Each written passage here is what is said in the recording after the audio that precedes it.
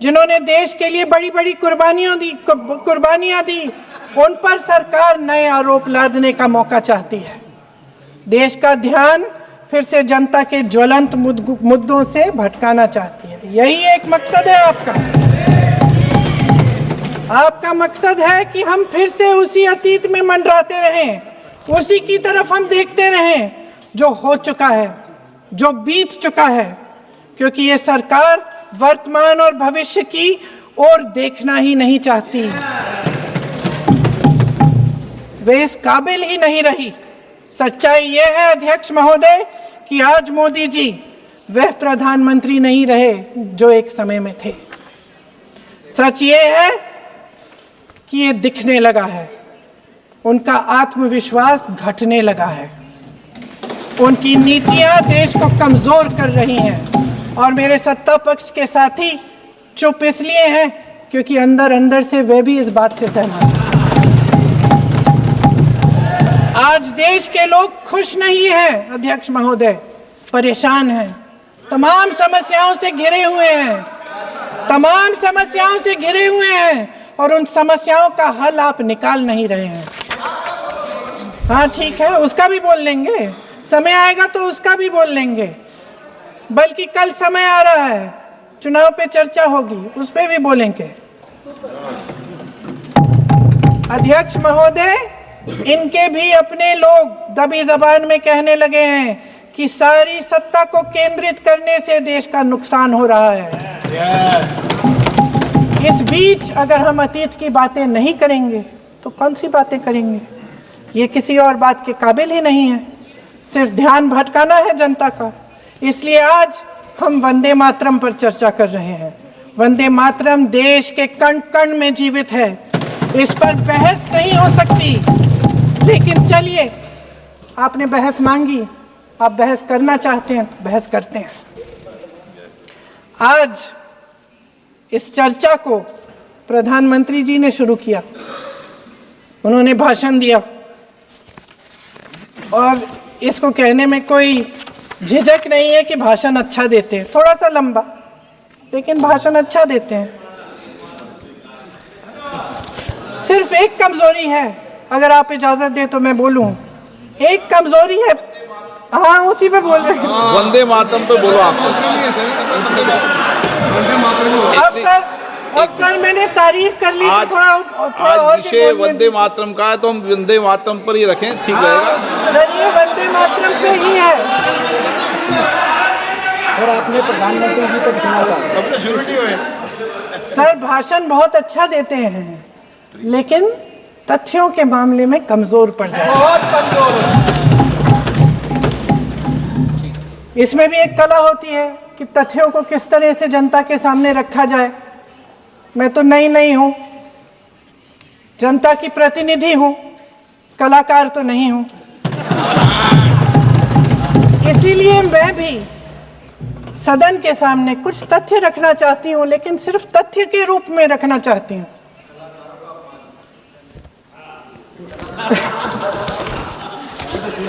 मैं उदाहरण दूं, उदाहरण दे देती हूँ सर, मांग रहे हैं सर। वंदे मातरम के बारे में, वंदे मातरम की जो सालगिरह पे आपने एक बड़ा कार्यक्रम आयोजित किया था, उसमें प्रधानमंत्री जी ने भाषण दिया। उसमें उन्होंने कहा कि 1896 में पहली बार गुरुदेव रविंद्रनाथ टैगोर ने ये गीत एक अधिवेशन में गाया। उन्होंने ये नहीं बताया कि कौन सा अधिवेशन था, महासभा, हिंदू महासभा का अधिवेशन था, आरएसएस का अधिवेशन था, किस बात से कतरा रहे थे कि ये कांग्रेस का अधिवेशन था। और उदाहरण दूं कि मैं अपना भाषण जारी रखूं,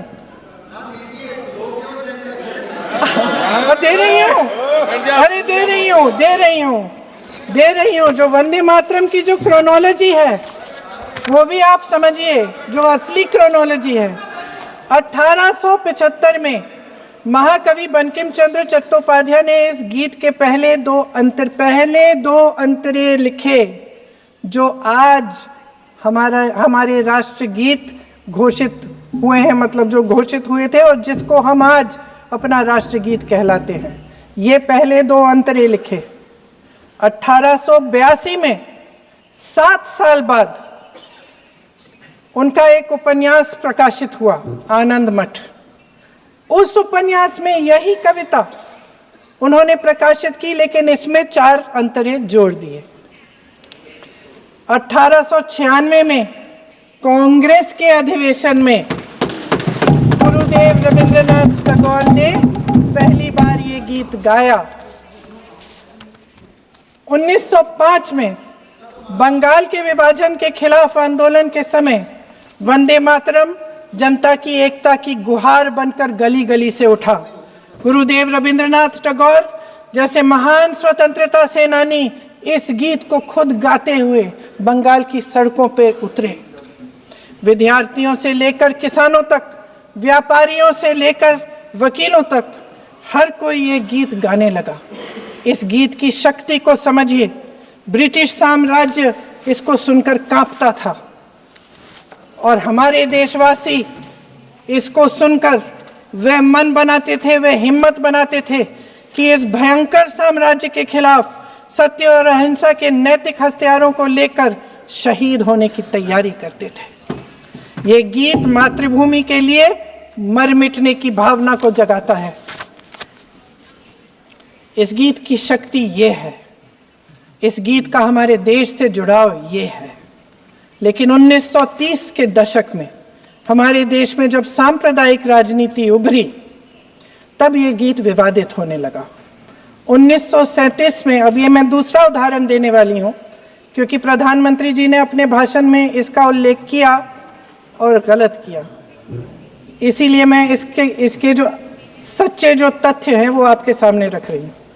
1937 में नेताजी सुभाष चंद्र बोस कांग्रेस का अधिवेशन कलकत्ता में होने जा रहा था, उसका आयोजन कर रहे थे। तो जो मोदी जी ने पत्र सुनाया सदन में 20 अक्टूबर का और कहा कि जवाहरलाल नेहरू जी ने नेताजी को ये चिट्ठी लिखी और ये कहा कि इस पर चर्चा होनी चाहिए, उससे पहले 3 दिन पहले नेताजी सुभाष चंद्र बोस ने पंडित जवाहरलाल नेहरू को एक चिट्ठी लिखी थी जिसका जिक्र आपके प्रधानमंत्री ने नहीं किया। और इस चिट्ठी में सुन लीजिएगा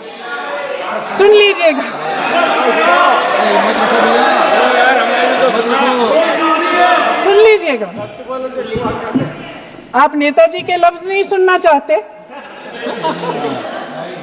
बंगाल का चुनाव आ रहा है,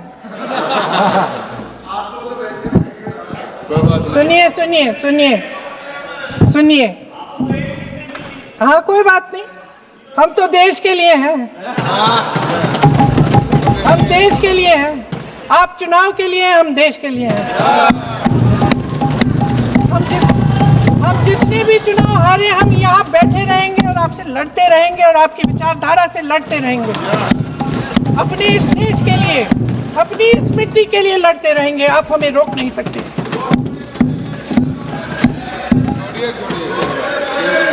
सुन लीजिए सुभाष चंद्र बोस जी ने क्या कहा, सुन लीजिए। My dear Jawahar, reference Vande Mataram, we shall have a talk in Calcutta and also discuss the question in the working committee if you bring it up there. I have written to Dr. Tagore to discuss this matter with you when you visit Santi Niketan. Please do not forget to have a talk with him when you visit Santi Niketan. ये 17 अक्टूबर को लिखी जाती है। 10 अक्टूबर को नेहरू जी इसका जवाब देते हैं और आपके और 20 अक्टूबर को, हाँ ठीक है, 20 अक्टूबर को नेहरू जी इसका जवाब देते हैं। इस जवाब की एक पंक्ति प्रधानमंत्री जी ने सुनाई, बाकी पंक्तियां क्यों नहीं सुनाई? क्योंकि उनमें नेहरू जी क्या कह रहे हैं? There is no doubt that the present outcry against Vande Mataram is to a large extent a manufactured one by the communalists. whatever we do, we cannot pander to communalist feelings, but to meet real grievances where they exist. I have decided now to reach Calcutta on the 25th morning. This will give me time to see Dr. Tagore as well as other friends. समझ रहे हैं आप? प्रधान चुप है तो समझ ही गए होंगे। फिर क्या होता है? फिर नेहरू जी कलकत्ता जाते हैं और गुरुदेव जी से मिलते हैं, और उसके अगले दिन गुरुदेव जी एक चिट्ठी लिखते हैं जिसमें वो लिखते हैं, अंग्रेजी में चिट्ठी है, उसका एक अंश मैं आपको हिंदी में बता देती हूँ, जिसमें गुरुदेव जी कहते हैं कि जो दो अंतरे हमेशा गाए जाते थे उनका महत्व इतना गहरा था कि उस हिस्से को कविता के शेष हिस्से तथा पुस्तक के उन अंशों से अलग करने में उन्हें कोई कठिनाई नहीं थी। उन्होंने ये कहा कि स्वतंत्रता संग्राम में हमेशा से वही दो अंतरे ही गाए जाते थे और उनको गाते हुए कुर्बानी देने वाले सैकड़ों शहीदों के सम्मान के लिए उन्हें ऐसे ही गाना उचित रहेगा। उन्होंने यह भी कहा कि बाद में जोड़े गए अंतरों का सांप्रदायिक मायना निकाला जा सकता है और उस समय के माहौल में उनका इस्तेमाल अनुचित होगा। इसके बाद 28 अक्टूबर 1937 में कांग्रेस की कार्य समिति ने अपने प्रस्ताव में वंदे मातरम को राष्ट्रगीत घोषित किया। उन्हीं दो अंतरों को कार्य समिति की बैठक में महात्मा गांधी जी, नेताजी सुभाष चंद्र बोस, पंडित नेहरू, आचार्य नरेंद्र देव जी, सरदार पटेल जी, गुरुदेव रविंद्रनाथ टैगोर जी सब मौजूद थे। इस प्रस्ताव के ये सभी महापुरुष इस प्रस्ताव से सहमत थे। आगे क्या होता है ये भी सुना लूं। भारत की आजादी के बाद जब इसी गीत के इन्हीं दो अंतरों को 1950 में डॉक्टर राजेंद्र प्रसाद जी ने संविधान समिति में भारत को का राष्ट्रगीत घोषित किया, तब लगभग यही महापुरुष मौजूद थे। इनके साथ साथ B.R. अम्बेडकर जी भी सभा में थे और इनके साथ साथ मेरे सत्ता पक्ष के साथियों के नेता श्री श्यामा प्रसाद मुखर्जी भी मौजूद थे। वही दो अंतरे राष्ट्रगीत घोषित किए, किसी ने कोई आपत्ति जारी नहीं की, कोई आपत्ति नहीं जताई। वैसे इन तथ्यों के साथ जुड़ा एक और तथ्य भी है जो मैं यहाँ पे आपके सामने रखना चाहती हूँ। आज हम अपने राष्ट्रगीत पर बहस कर रहे हैं, लेकिन हमारा राष्ट्रगान भी एक कविता का एक अंश ही है, एक लंबी कविता का एक अंश है। और इन दोनों राष्ट्रगीत और राष्ट्रगान के अंश को चुनने में सबसे बड़ी भूमिका गुरुदेव रविंद्रनाथ टैगोर की थी। वंदे मातरम के स्वरूप पर सवाल उठाना, जिसे संविधान सभा ने स्वीकार किया, न सिर्फ उन महापुरुषों का अपमान करना है जिन्होंने अपने महान विवेक से ये निर्णय लिया, मगर एक संविधान विरोधी मंशा को भी उजागर करता है। क्या सत्ता पक्ष के हमारे साथी इतने अहंकारी हो गए हैं कि अपने आप को महात्मा गांधी जी से, रविंद्रनाथ टैगोर जी से, राजेंद्र प्रसाद जी से, बाबा साहब अम्बेडकर जी से, मौलाना आजाद जी से, सरदार पटेल जी से, सुभाष चंद्र बोस जी से बड़ा समझने लग गए हैं? मोदी जी का अपने भाषण में ये कहना कि राष्ट्रगीत को एक विभाजनकारी सोच द्वारा काटा गया, उन सब महापुरुषों का अपमान है जिन्होंने अपना पूरा जीवन इस देश की आजादी की लड़ाई में झोंक दिया। वंदे मातरम को विभाजित करने का आरोप लगाकर आप पूरी संविधान सभा पर आरोप लगा रहे हैं, उसके हर एक नेता को दोषी ठहरा रहे हैं। यह हमारी संविधान सभा और हमारे संविधान का खुला वार है। और जहां तक जवाहरलाल नेहरू जी की बात है, जितनी देर हमारे प्रधानमंत्री देश के प्रधानमंत्री रहे हैं, 12 साल हो गए हैं। लगभग उतने ही सालों के लिए जवाहरलाल नेहरू जी जेल में रहे। किस लिए? इस देश की आज़ादी के लिए। उसके बाद 17 साल के लिए प्रधानमंत्री रहे। आप बड़ी आलोचना करते हैं इनकी, लेकिन अगर इन्होंने इसरो नहीं बनाया होता तो आज आपका मंगलयान नहीं होता। अगर DRDO नहीं बनाया होता तो तेजस नहीं बनता। अगर IIT और IIM नहीं बनाए होते तो हम आज IT में आगे नहीं होते। अगर एम्स नहीं बनाया होता तो हम कोरोना की जब बड़ी चुनौती का सामना कैसे करते? हाँ, वही बना रहा है, नहीं बना पाया कुछ भी। इसका मतलब है इस मुद्दे का जवाब नहीं है आपके पास। अगर इन्होंने BHEL, गेल, सेल, भाखड़ा नंगल ये सब नहीं बनाया होता जो आप सब बेच रहे हैं, तो ये विकसित भारत कैसे बनता? और मत बताइए बाकी। पंडित जवाहरलाल नेहरू इस देश के लिए जिए। सुन लीजिए, बेच लो यार, और बाकी भी बेच देंगे जी। पंडित जवाहरलाल नेहरू इस देश के लिए जिए और देश की सेवा करते करते उन्होंने दम तोड़ा। फिर भी सुन लीजिए, मेरी एक सलाह ले लीजिए। सर, मैं आपको आपके माध्यम से सलाह दे रहे हैं, अब छोड़ना नहीं। सर, मैं आपके माध्यम से एक सलाह दे देती हूँ। हमारे प्रधानमंत्री महोदय 12 सालों से इस सदन में हैं, मैं मात्र 12 महीनों से हूँ। फिर भी छोटी सी सलाह है। उन्होंने अभी हाल ही में चुनाव था, कुछ महीनों पहले उन्होंने एक सूची निकाली थी कि विपक्षी दलों ने और विपक्ष के नेताओं ने कितने अपमान किए हैं इनके, और उसमें शायद 90-99 ऐसे उन्होंने अपमानों की सूची बनाई थी। तो मैं उनको एक छोटी सलाह देना चाहती हूँ कि नेहरू जी से जितनी भी शिकायतें हैं, जितनी भी गलतियां उन्होंने की आपके जहन में, जितनी भी गालियां देनी है, जितना भी अपमान करना है, उसकी भी एक सूची बना दीजिए। नहीं, बात खत्म नहीं है। 999 अपमान, 9999 अपमान, सूची बना दीजिए।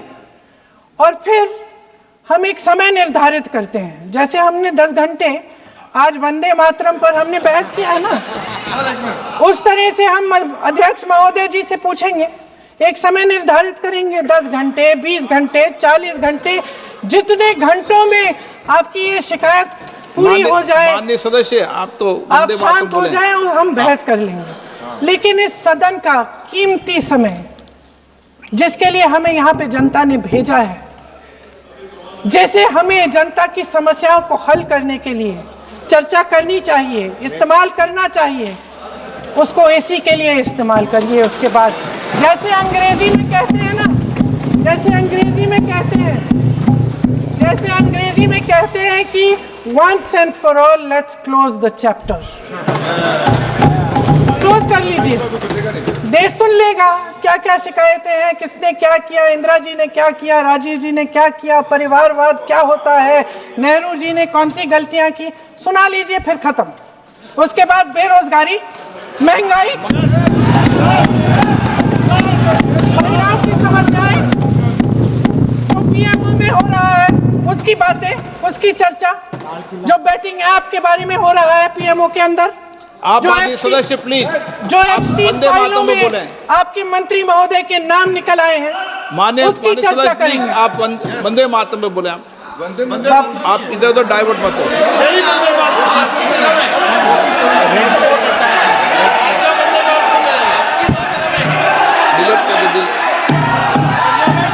क्या हो गया? आप 1 मिनट, हाँ कर दिया। क्या हो गया? अंत में चिड़ी गए।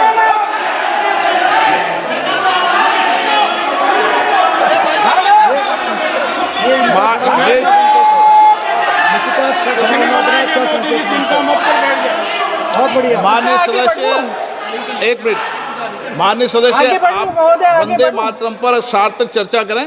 ठीक सर, इधर उधर डाइवर्ट यही थी सर, संक्षिप्त में बात यही थी कोई डाइवर्ट नहीं कि होना हम चाहिए अतीत अपन में को। बातें करते रहते हैं। माननीय सदस्य नहीं, आप बिना तथ्यों के कोई बात नहीं करें। आप वंदे मातरम पे बोले उचित रहेगा।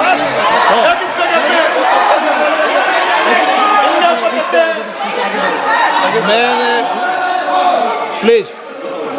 अध्यक्ष महोदय, मैं आपकी बात मानती हूं, लेकिन बिना तथ्य के बहुत सालों के लिए ये हम पर आरोप डाल रहे हैं। हम चुपचाप सुनते हैं, इनको भी थोड़ी सी संतुलन होनी चाहिए। सुनने की थोड़ी सी हिम्मत होनी चाहिए। ये राजनीति है, हम बोलेंगे, आप वंदे मातरम बोलें। वंदे मातरम सर।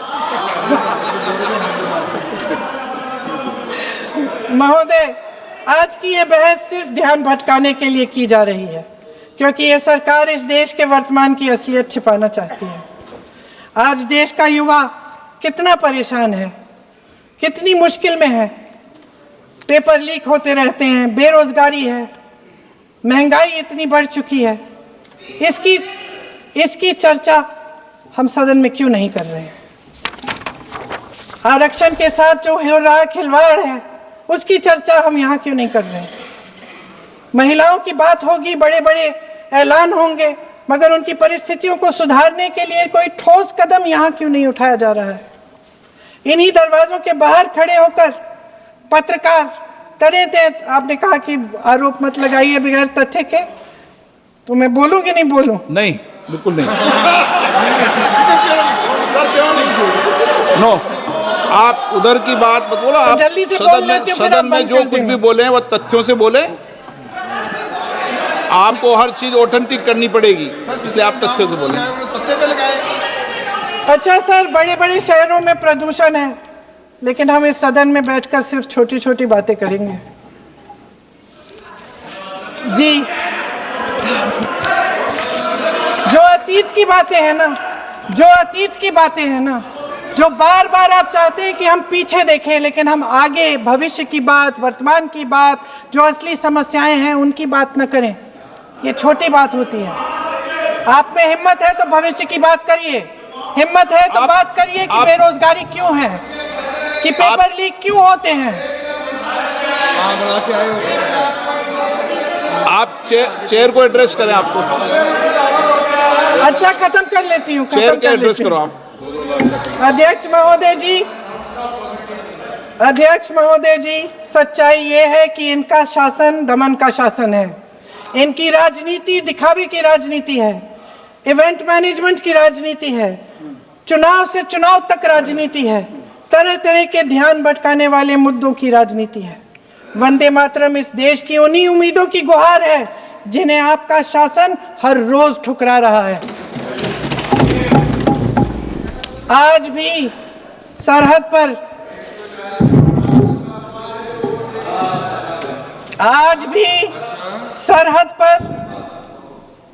पर जवान जब दुश्मन का सामना करता है तो उसकी छाती में वंदे मातरम गूंजता है।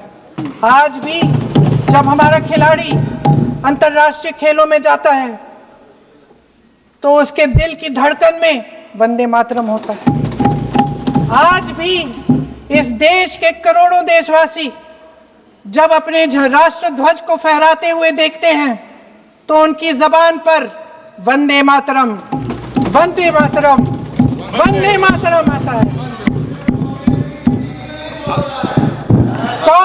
कांग्रेस के हर एक अधिवेशन में 1905 से लेकर आज तक सामूहिक तौर पर वंदे मातरम गाया जाता है। आपके अधिवेशनों में गाया जाता है कि नहीं, ये बताइए। अपने देश की आत्मा के इस महामंत्र को विवादित करके आप एक बहुत बड़ा पाप कर रहे हैं। इस पाप में कांग्रेस पार्टी शामिल नहीं होगी। ये राष्ट्रगीत वंदे मातरम हमेशा से हमें प्यारा है, हमेशा से हमारे लिए पवित्र रहा है और हमेशा के लिए हमारे लिए पवित्र रहेगा। धन्यवाद।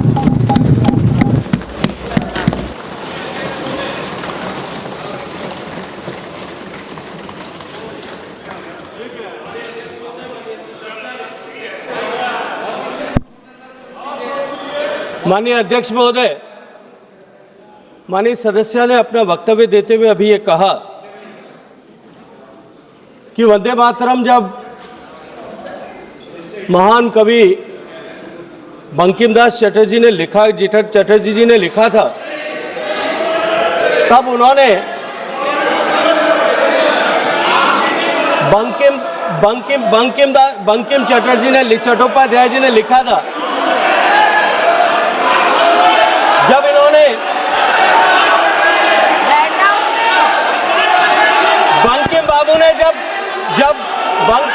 ने जब वंदे मातरम लिखा,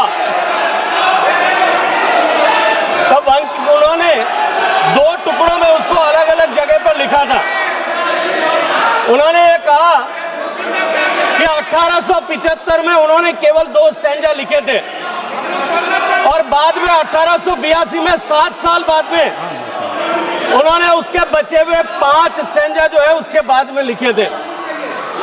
मेरा अनुरोध समय बोल सकते हैं प्लीज, कि वे वो जवाब नहीं दे रहे, इसको ऑथेंटिकेट करें कि वो ये सूचना उनको कहां से मिली है। का समय है और बोल सकते हैं, क्योंकि बंकिम गवेषणा केंद्र नौहाटी जो है, जो बंकिम बाबू की जन्मस्थली पर बना हुआ गवेषणा केंद्र एक इन्वेस्टिगेशन सेंटर है, जो शोध केंद्र के रूप में काम कर रहा है।